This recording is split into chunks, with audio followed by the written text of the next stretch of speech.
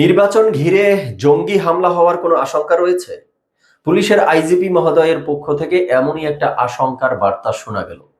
তিনি বলেছেন, নির্বাচনে জঙ্গি হামলা হওয়ার আশঙ্কা উড়িয়ে দেয়া যাচ্ছে না।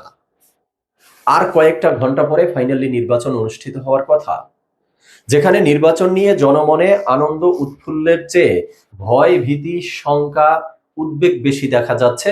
যে নারী পুরুষ নির্বিশেষে ভোটাররা ভোট কেন্দ্রে গিয়ে ভোট দিয়ে আসতে পারবে কিনা, পরিস্থিতি স্বাভাবিক থাকবে কিনা।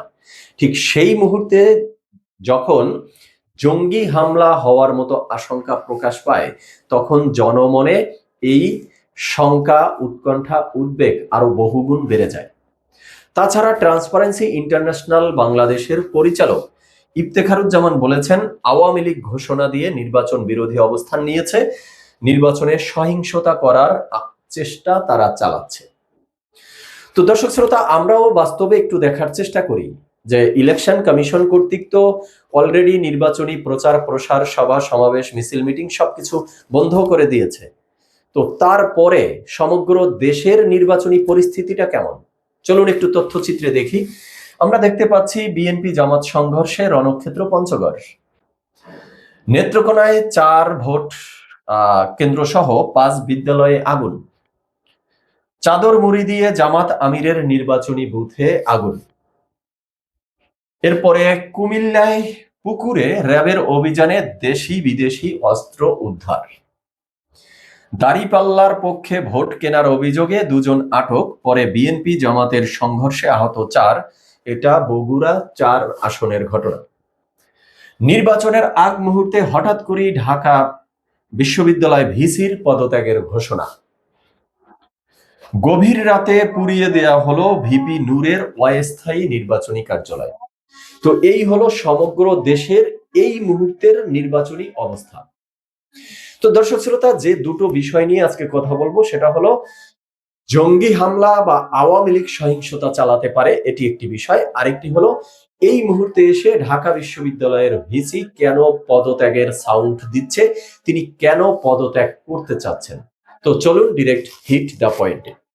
হিট দ্য পয়েন্ট নাম্বার 1, পুলিশের আইজিপি মহোদয় যেখানে শঙ্কা প্রকাশ করেন যে জঙ্গি হামলা ঘটতে পারে বা আওয়ামী লীগ নির্বাচনে সহিংসতা চালাতে পারে, তাহলে নির্বাচন ঘিরে কি হতে যাচ্ছে বা নির্বাচন পরবর্তী সময়ে নির্বাচনের মধ্য দিয়ে দেশের জনগণ যে একটি নির্বাচিত সরকারের আশা করেছিল, একটা গণতান্ত্রিক ধারা দেশে ফিরে আসুক, এই প্রত্যাশা রেখেছিল ডক্টর ইউনূসের অন্তর্বর্তীকালীন সরকারের 15 মাস। মানুষের নাবিশ্বাস উঠে এসেছে, মানুষ এ থেকে পরিত্রাণ পেতে চেয়েছিল। তো নির্বাচনকে কেন্দ্র করে মানুষের সেই আশা আকাঙ্ক্ষার প্রতিফলন ঘটবে, নির্বাচিত একটা সরকারের হাতে ক্ষমতা হস্তান্তর হবে, না এই যে সহিংসতা বা জঙ্গি হামলার মতো ঘটনার মধ্য দিয়ে দেশ অন্য কোনো একটা অনিশ্চয়তার দিকে যাচ্ছে কিনা, বা পরিস্থিতি যেই দিকে গড়াচ্ছে বা যেই ধরনের আশঙ্কামূলক নিউজগুলো পাওয়া যাচ্ছে, তাতে দেশে সেনা শাসন আসতে যাচ্ছে কিনা এই নির্বাচনকে কেন্দ্র করে, এই ধরনের আলোচনাও কিন্তু রাজনৈতিক বিশ্লেষকদের মধ্য থেকে উঠে আসছে। এবার আসি হিট দ্য পয়েন্ট নাম্বার 2। হঠাৎ করে এই মুহূর্তে ঢাকা বিশ্ববিদ্যালয়ের ভিসি বলছেন তিনি পদত্যাগ করবেন। এখনো পদত্যাগ করেননি, বরং তিনি সাউন্ড দিয়েছেন। কিন্তু সেটা কেন?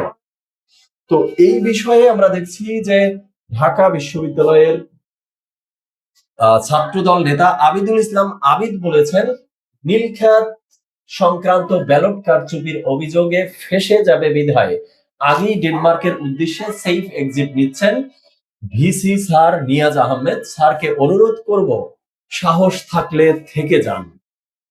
ঢাকা বিশ্ববিদ্যালয়ের ছাত্র সংসদ ডাকসু নির্বাচন কেমন হয়েছে না হয়েছে সেগুলো নিয়ে বিশ্লেষণে না গেলেও অন্তত ব্যালট কারচুপি যে হয়েছে সেটা এভিডেন্স সহ প্রমাণিত, এবং এ নিয়ে সেই সময়ে প্রমাণ সহকারে কথাও বলেছিলাম আপনাদের সাথে যে ঢাকা বিশ্ববিদ্যালয়ের ব্যালটে চূড়ান্ত লেভেলের ইঞ্জিনিয়ারিং হয়েছিল। তো এবার তো ছাত্র দলের আবিদ সেই কথাই বললেন যে ভিসি স্যার সেই ভয়েই আসলে দায়িত্ব এই মুহূর্তে ছেড়ে দিতে চাচ্ছেন। কিন্তু কথা হলো, ছেড়ে দিবেন কেন? ভিসি স্যার কি টের পেয়ে গেছেন যে জামাতে ইসলামের পরাজয় নিশ্চিত, জামাতে ইসলাম বিজয়ী হচ্ছে না। কারণ জামাতে ইসলাম যদি নির্বাচনে বিজয়ী হয়, তাহলে এই ভিসি স্যারের তো তার ক্ষমতা আরো আঁকড়ে ধরে রাখার কথা, তার বিশ্ববিদ্যালয়ে তার আধিপত্য বিস্তার করার আরো বেশি প্রবণতা দেখা দেওয়ার কথা। কিন্তু সেটি না হয়ে তিনি পিছু হটার চেষ্টা করছেন কেন? তাহলে পরিস্থিতি কি এমন কিছু জানান দিচ্ছে যে নির্বাচনের মধ্য দিয়ে জামাত ক্ষমতায় আসতেছে না, অথবা এই জঙ্গি হামলা বা আওয়ামী লীগের সহিংসতা চালানো বা রাজনৈতিক যে দলগুলো রয়েছে তাদের মধ্যে একটা নিজেদের মধ্যেই একটা সংঘাতময় পরিস্থিতি ঘটতে পারে, যার মধ্য দিয়ে দেশ একটা অনিশ্চয়তার দিকে চলে যেতে পারে বা সেনা শাসনের মতো ঘটনা ঘটতে পারে।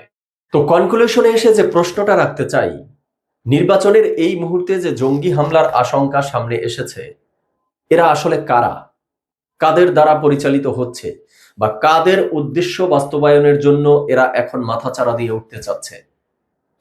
বর্তমানে নির্বাচনমুখী বাংলাদেশে যে রাজনৈতিক দলগুলো রয়েছে, তার মধ্যে কোনো বিশেষ দলের ইন্ধনে এটি হচ্ছে না তো, বা হওয়ার সম্ভাবনাটা দেখা দিয়েছে না তো? কোনো বিশেষ রাজনৈতিক দলের কোনো গুপ্ত টিম না তো এই জঙ্গিরা? বা ট্রান্সপারেন্সি ইন্টারন্যাশনাল বাংলাদেশের পক্ষ থেকে যে বলা হয়েছে আওয়ামী লীগ সহিংসতা চালাতে পারে, তারা প্রস্তুতি নিচ্ছে, তো আওয়ামী লীগ জঙ্গি রূপে আবির্ভূত হতে যাচ্ছে না তো?